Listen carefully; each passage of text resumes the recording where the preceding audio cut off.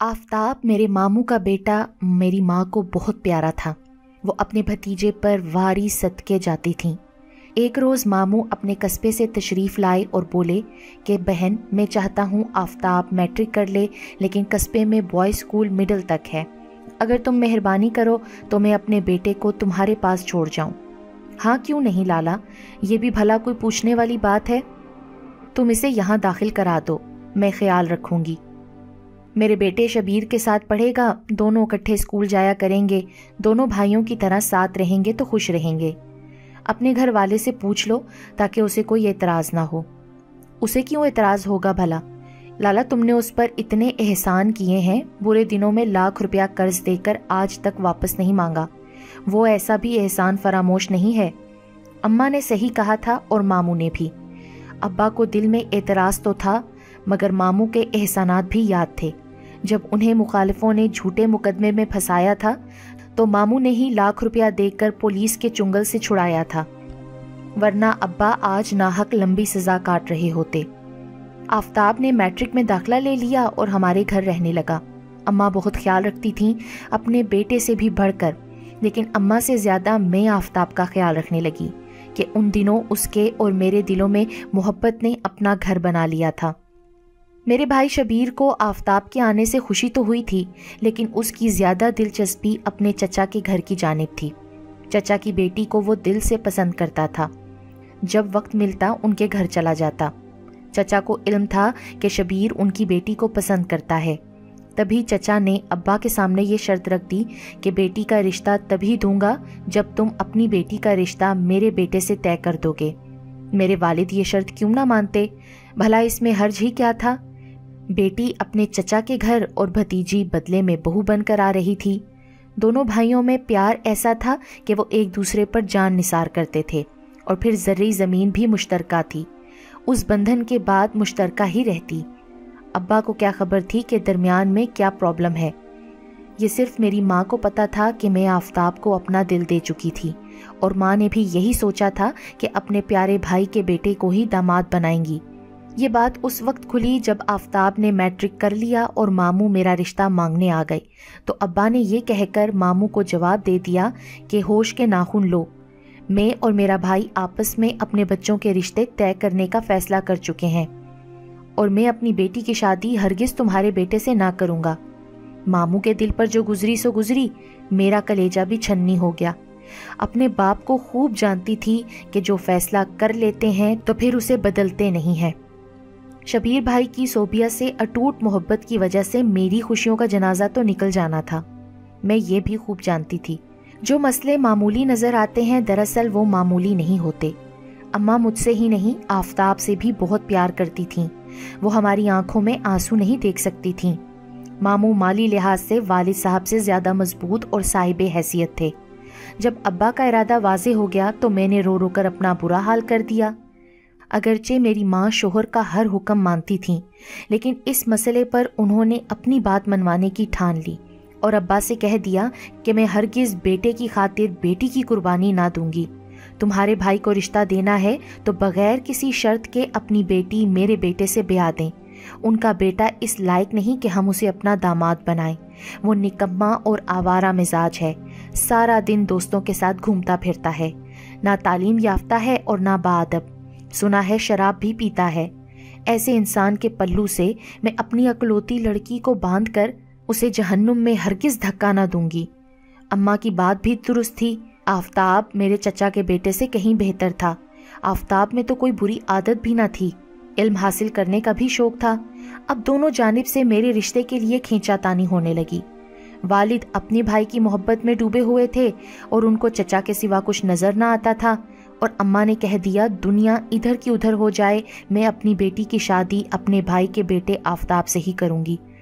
इस पर अब्बा को तैश आया और फैसला सुना दिया कि अगर मेरी बात ना मानी तो तुम मेरे घर में नहीं रह सकती। अम्मा ने मामू को बुलाकर सूरत हाल से आगाह कर दिया। मामू बोले, खाविंद के घर नहीं रह सकती तो क्या हुआ, मेरा घर तो है, मैं तुम्हारा भाई अभी जिंदा हूँ। कुछ दिनों के लिए अपने शोहर से कतई ताल्लुक कर लो और चलो मेरे साथ बेटी को भी ले चलो। मैं तुम्हारी बेटी का निकाह अपने बेटे आफताब से करा दूंगा, बात की बाद में देखी जाएगी। हमारे रिश्ते इतने गहरे हैं कि टूट नहीं सकते। निकाह हो चुकेगा, फिर तुम्हारे शोहर को मना लेंगे। पता नहीं अम्मा की जी में क्या समाई, चंद जोड़े कपड़े बैग में रखे और मुझे साथ लेकर मामू के हमरा उनके घर आ गई। अब्बा से कहलवा दिया, मैं लड़की का निकाह अपने भतीजे से कर रही हूँ, तुम्हें शरीक होना है तो आ जाओ, वरना शबीर का निकाह अपनी भतीजी से तुम मेरी शिरकत के बगैर कर लो। मैं सब कुछ बर्दाश्त कर लूंगी, लेकिन तुम्हारे गंवार और उज्जड़ भतीजे से अपनी बेटी की शादी नहीं करूंगी। मेरे अब्बू सोच भी न सकते थे कि उनकी बीवी अपने भाई की शय पर इतना बड़ा कदम उठा लेगी। अब्बू ने गुस्से में कहलवा दिया कि अगर मेरी बेटी का निकाह तुमने मेरी मर्जी के बगैर किया तो तलाक दे दूंगा। यूं मेरी खुशी की खातिर मेरी माँ का घर उजड़ गया। माँ को इसका सदमा तो हुआ, लेकिन मेरी वजह से उस दुख को सहने पर भी मजबूर थी। मेरी शादी मामू की सरपरस्ती में उनके बेटे आफ्ताब से हो गई, जिसमें अब्बा और मेरे अकलौते भाई ने शिरकत ना की। मैं आफ्ताब को पाकर इस कदर खुश थी कि माँ के घर टूटने और बाप भाई की अपने शादी में शरीक ना होने का जर्रा बराबर भी दुख ना हुआ।